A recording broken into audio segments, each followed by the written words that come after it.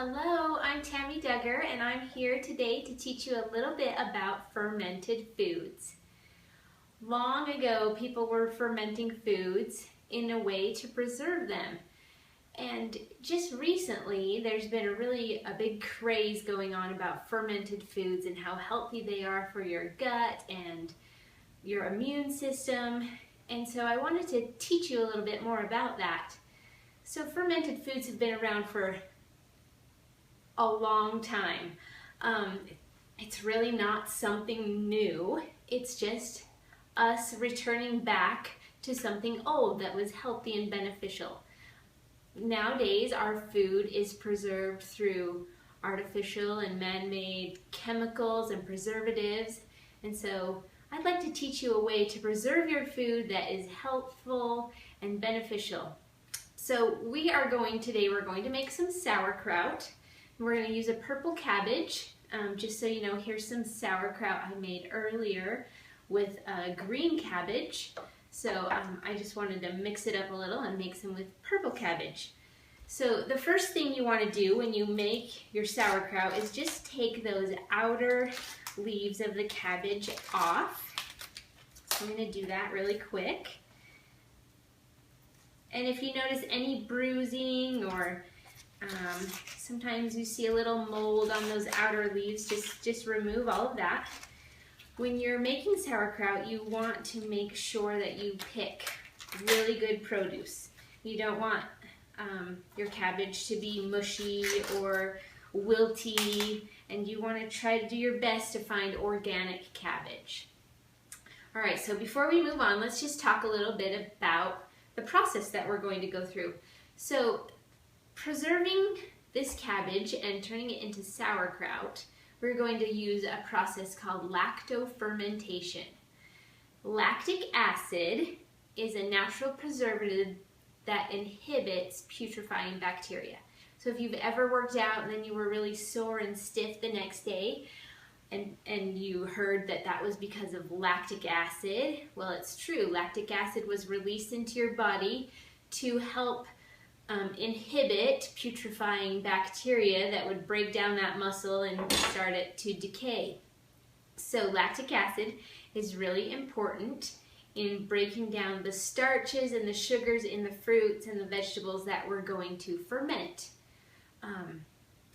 The beneficial organisms in lactic acid are called lactobacilli. Lactobacilli are everywhere. They're present on the surface of everything. They're present on the surface of me and you. And they're going to help us preserve this cabbage. And there's numerous advantages that come from preserving the cabbage. Not only are we going to be able to have this food, store it a little bit longer, but also the enzymes that are already in this cabbage are going to be more available to our body to use. And we use enzymes to break down our food. If we don't have enough enzymes, we can't break down our food properly, which means we don't get the nutrients from the food, and then our digestive system gets sluggish. And so when we lactoferment these foods, the enzymes are released, and also that makes the vitamins and minerals that are inside this cabbage more available to our bodies. Also, lactobacilli produce antibiotic and anti-carcinogenic substances. So this is like super good for us. And so I just want to show you how it's done so that you can do this at home really easy. All right, so let me just tell you what you're going to need. You're going to need a cabbage. We took care of the cabbage. We're ready to get it going. You're going to need a mason jar. This lid, you can find these lids now. They're just plastic lids. They're sold by the Kier brand next to the mason jars in your canning aisle, so you can find those. I like to use plastic because fermented foods sometimes can react with metal, so I try to give all my fermented foods a plastic lid. You're going to need a large bowl, one that's big enough to handle the whole cabbage once it's all cut up. You also want to make sure with your bowl that it's not a metal bowl, so you can use glass, wood, or plastic. And then you're going to need a big knife, so you can cut that up. You're going to also need some sea salt, 1 tablespoon of sea salt, and then a wooden dowel. This is an optional tool, but it's really a great tool to have when you're especially making sauerkraut. I just got this at my local hardwood store. It came in a 4-foot length, and I just had them chop it down to a 1-foot length for me right there at the hardware store, so you can get that. Alright, so we're going to start with the sauerkraut. The first thing I like to do is just chop it in half, and then in half again. So we have our cabbage cut into quarters, and I'm going to just core this cabbage now and get rid of that big core.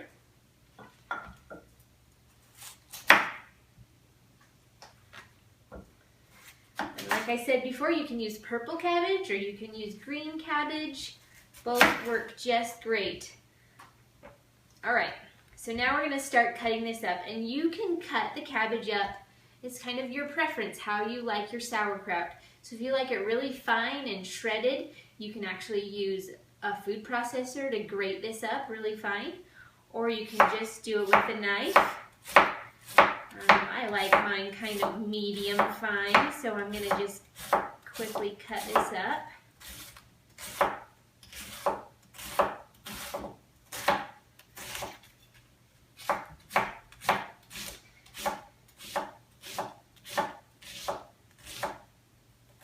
Okay, now we're going to just start putting this in our bowl.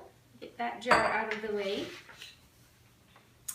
Now what we're doing with this sauerkraut is we're going to help it start the digestive process already. It's like a little bit of pre-digestion. So we're going to add just a bit of our salt, and then I'm going to take my dowel and start just mashing it a little bit. This is like I'm chewing it with my teeth. Because when I chew raw food, raw vegetables, then the enzymes are released in those vegetables, making it easier for my body to digest. So I'm going to do this with the dowel, chop it up.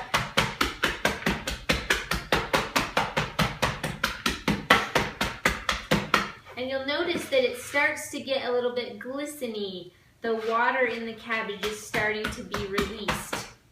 Alright, so I'm going to put that aside, and I'm going to keep chopping up the rest of my cabbage.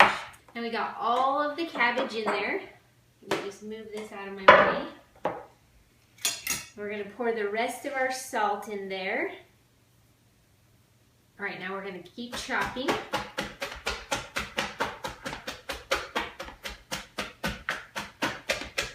Just mash this with the dowel.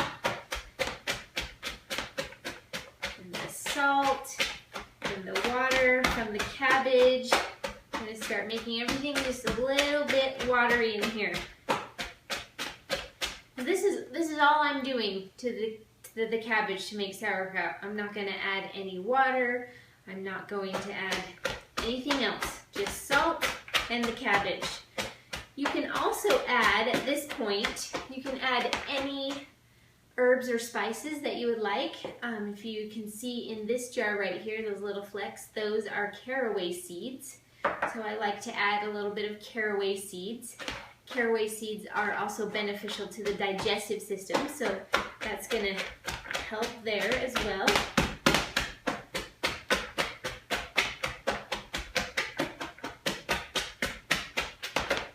I'm going to want to mash this for about 10 minutes total time, so by the time it's all done here, then it's going to be really glistening. The volume of the cabbage is going to be reduced a little bit, and it's all going to fit into our jar. Alright, it's been about 10 minutes since we've been mashing this. I'm just going to set it aside for just a couple minutes while I get everything else ready so that we can get it all in the jar. So you can see that that's pretty watery than when we started. We're going to get that all in the jar now.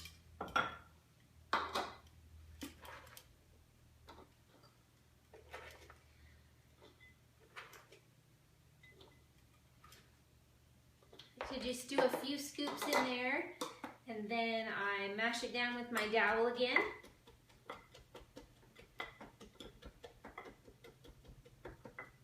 This is how you make everything fit. All right, we've got our cabbage in there.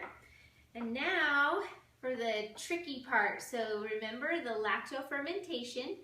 Lactofermentation is an anaerobic process. So we can't have any oxygen just free flowing into this jar of cabbage, otherwise we won't get sauerkraut out of it. I don't know if you can see my liquid level right there. When I push down, it starts to rise. So what I want to make sure happens as I just let this sit for a few more minutes, that water level is going to raise even more. But I'm going to just demonstrate with this jar. I just made this earlier this afternoon, and you can see that water level. Now it's coming all the way to the top. I want to make sure that the cabbage is all the way covered with water.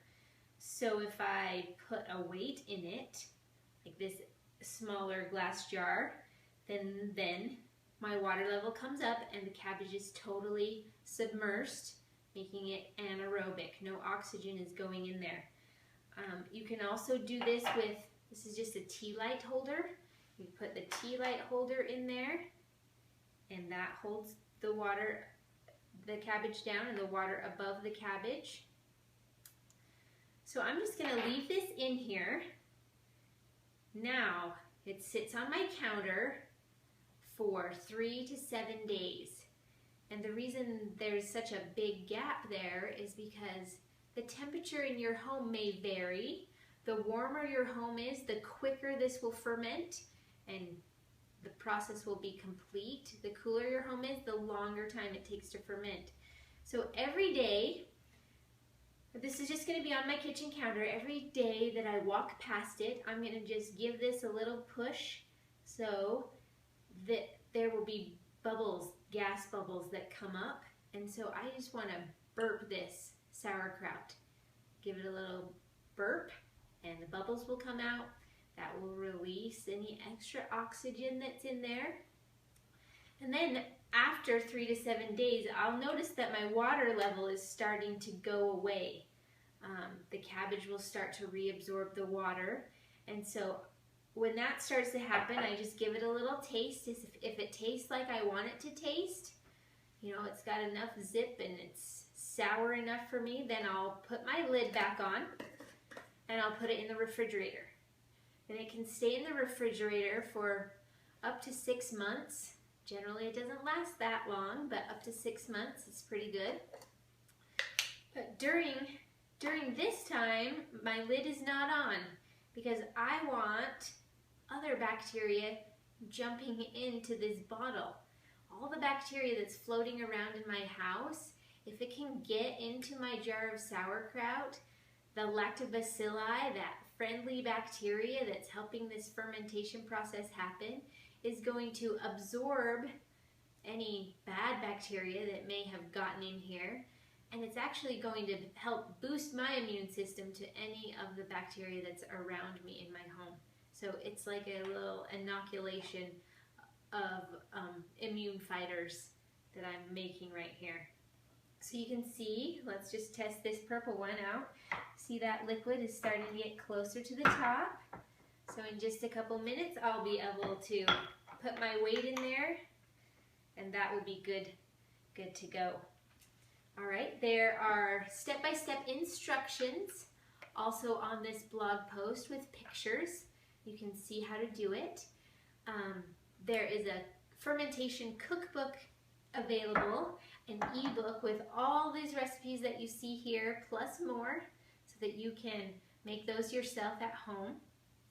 By adding cultured foods into our diet every day, we will begin to positively change the flora in our gut. And when our gut is healthy, the rest of us is healthy. Our mood will be better, our we will think better, we will feel better, we will process, digest, and absorb all the food better that we introduce into our bodies. And the more we eat of this type of food, the less we will crave junk foods, and then we will just be happier and healthier. I'm Tammie Duggar. Thank you for watching, and go ferment some food.